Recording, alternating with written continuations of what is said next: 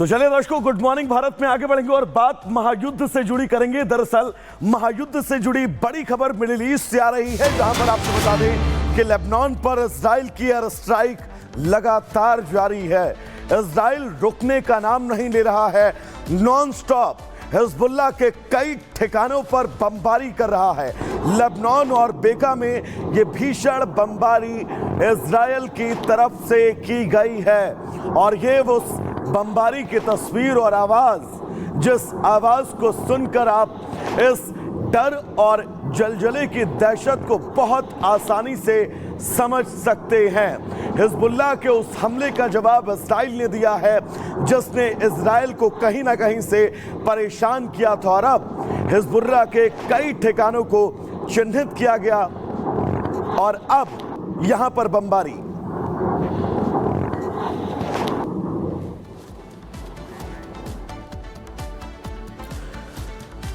तो चलिए दर्शकों, अब आगे बढ़ेंगे और बात सीरिया की करेंगे। दरअसल सीरिया में भी इस वक्त भीषण बमबारी जारी है। सीरिया से बड़ी खबर है, जहां पर विद्रोही और सेना अब आमने सामने है। दोनों ओर से जबरदस्त गोलीबारी जारी है। हमा शहर में दोनों के बीच ये जंग छिड़ी है। हमा शहर के ब्रिज गांव में घमासान की ये तस्वीर और गोलियों की तड़तड़ाहट भरी आवाजें, जिस आवाज को सुनकर आप अंदाजा लगा सकते हैं।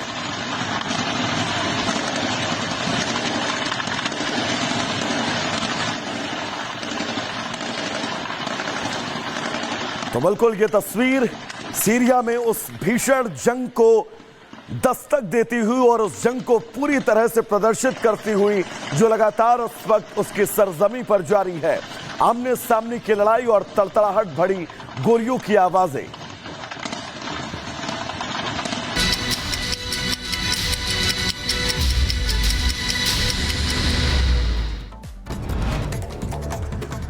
तमिलनाडु के तिरुवन्नमलाई में लैंडस्लाइड से लगातार हड़कंप। अरुणाचलेश्वर मंदिर के पास चट्टान गिरने से घर में फंसे 5 बच्चों समेत 7 लोगों की मौत। 20 घंटे बाद शव बरामद किया गया। केरल के अल्लापुझा में तेज रफ्तार कार और बस में जोरदार टक्कर। भीषण सड़क हादसे में मेडिकल कॉलेज के 5 छात्रों की दर्दनाक मौत, 2 छात्र गंभीर रूप से घायल। केरल के कन्नूर में 2 बसों की आमने सामने भिड़ंत, हादसे में 34 यात्री घायल। सभी को अस्पताल में कराया गया भर्ती। भारी बारिश बनी हादसे की वजह। तेलंगाना के रंगारेड्डी में फुटपाथ से टकराया बेकाबू ट्रक। सड़क के किनारे सब्जी बेच रहे लोगों को रौंदा। हादसे में कई लोगों की मौत की खबर। उत्तर प्रदेश के मुरादाबाद में पंजा लड़ाना युवक को पड़ा भारी। 10,000 रुपए के लिए रखी गई शर्त में युवक का हाथ टूटा। जम्मू कश्मीर के उधमपुर में पुलिस की बड़ी कार्रवाई। 210 किलो अफीम के साथ ट्रक चालक गिरफ्तार। श्रीनगर से जम्मू की तरफ जा रहा था ट्रक। लखनऊ से एक हैरान करने वाली तस्वीर। इंस्पेक्टर की बेटी के साथ पर्स स्नैचिंग। छीना झपटी में सड़क पर गिरकर घायल हुई महिला।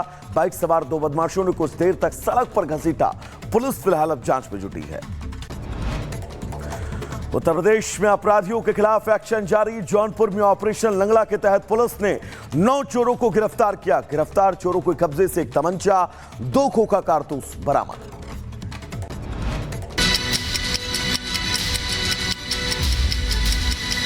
जिन 6 तस्वीरों की विस्तृत जानकारी और विस्तार हम आपको बताएंगे, लेकिन गुड मॉर्निंग भारत में बात और शुरुआत एक बड़ी और अहम खबर से, जो इस वक्त घाटी से निकलकर सामने आ रही है। आपको बता दें, श्रीनगर में आतंकियों और सुरक्षा बलों के बीच मुठभेड़ जारी है और खबर यह है कि 2 आतंकियों को सुरक्षा बलों ने घेर रखा है। जम्मू कश्मीर में एनकाउंटर से जुड़ी ये बड़ी और अहम खबर। मध्य कश्मीर के श्रीनगर में मुठभेड़ जारी है। दरअसल हारवान ये इलाका, जहां पर ये एनकाउंटर इस वक्त चल रहा है। कश्मीर के हारवान में एनकाउंटर हो रहा है। कुछ आतंकियों के छिपे होने की जानकारी मिली थी और अब यहां पर लगातार एनकाउंटर जारी है।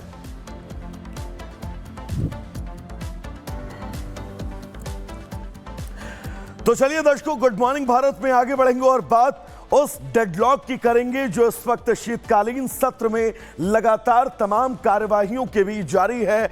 लेकिन ओम बिरला ने एक बैठक की, सभी दलों के नेताओं को यह बताया कि इस बार चर्चा विस्तार से होनी चाहिए और संसद की कार्यवाही बेकार न जाए। तो क्या आज यह अनुमान लगाया जा सकता है, यह कहा जा सकता है कि जब संसद की कार्यवाही होगी तो वहां पर बवाल नहीं होगा, जनता के हक की बात होगी? रिपोर्ट आपको दिखाते हैं।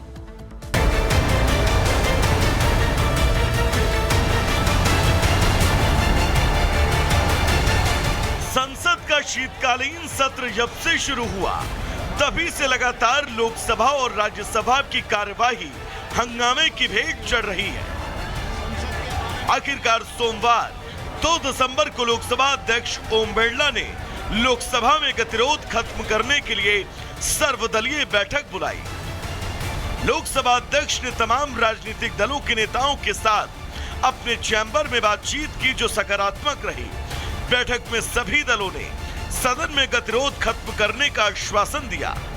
चलेगा मैम, ऑफ कोर्स, संविधान को लेकर चर्चा को लेकर on the 13th and the 14th। वहीं बैठक के बाद संसदीय कार्य मंत्री किरेन रिजिजू ने भरोसा दिलाया कि लोकसभा और राज्यसभा की कार्यवाही बिना किसी हंगामे के होगी।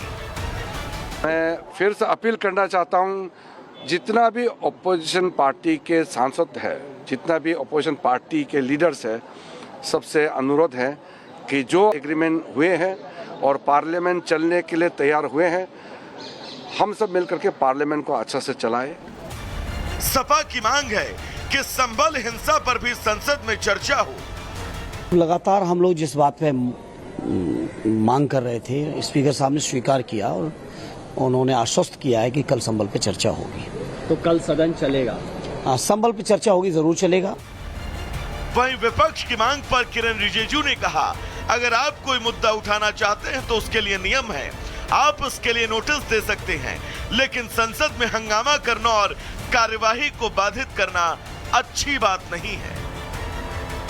भारत के संसद में सब लोग चुने हुए जितने भी प्रतिनिधि हैं अपना बात रखने के लिए आते हैं और पार्लियामेंट इतना दिन तक नहीं चलना और जनता का पैसा नुकसान करना ये ठीक नहीं है।